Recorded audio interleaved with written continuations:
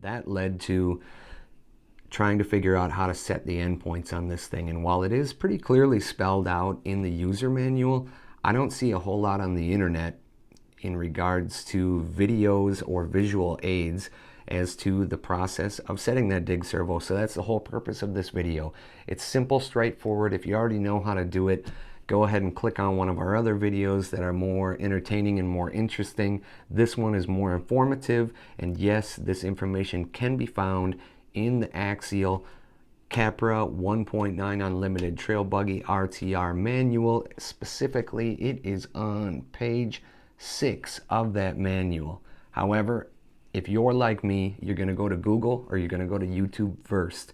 I don't want to flip through paper if I could just have somebody literally show me how to do it. So, as simply put as can be, you need to power on the truck.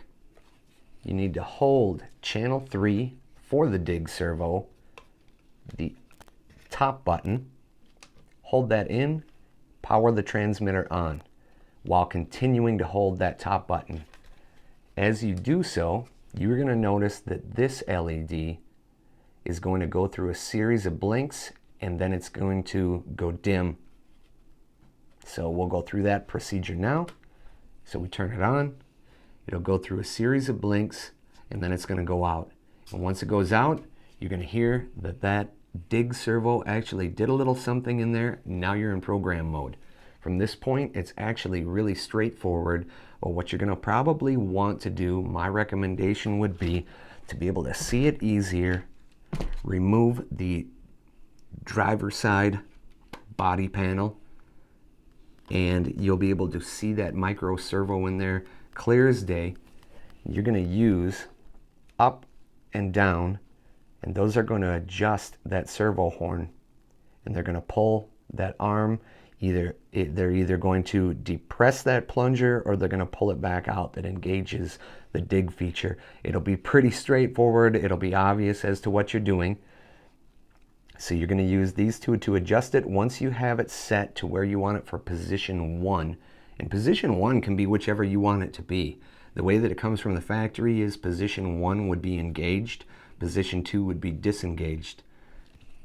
Once you have it where you like it, you're going to roll the steering clockwise all the way, or hard over all the way to the right. When you do so, this LED is going to flash again, and that is going to indicate that that setting has been saved for that first endpoint. So we're going to do that now. Now you've entered the setting for endpoint number 2. Same exact procedure. Use the up and down. That's going to adjust that servo horn either in or out. Once you get it to where you want it, again, same exact thing. Roll your steering hard right or hard clockwise. LED will engage again and then disengage. You have now completed the setup process. Power down your transmitter. All right, so you've powered it all down, you've powered it all back up, and the way that your dig feature should now work with the endpoint set correctly is there should be no audible hum. If you can hear a hum or a vibration, the set point is not correct. You've either under or overextended that set point, and that is going to prematurely wear out that servo. So it should be sitting here silent, just as this is right now. Right now the dig feature is not engaged, so all 4 wheels, full 4-wheel drive. We're going to engage the dig, and you could hear momentarily there a little audible hum or vibration. If you're hearing that constantly, I would recommend just starting fresh, get your dig points, endpoints, your dig servo endpoints reset, because that, if that sound is continuing, it's overextending that servo and putting undue strain and load on it at all times. Right now the dig should be engaged. Let's test it out.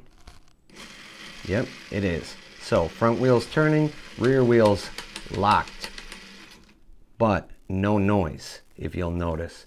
Now the way that this one came out of the box was, yes, it did work, but in both endpoint 1 and endpoint 2, it didn't matter if it was running with the dig engaged or disengaged.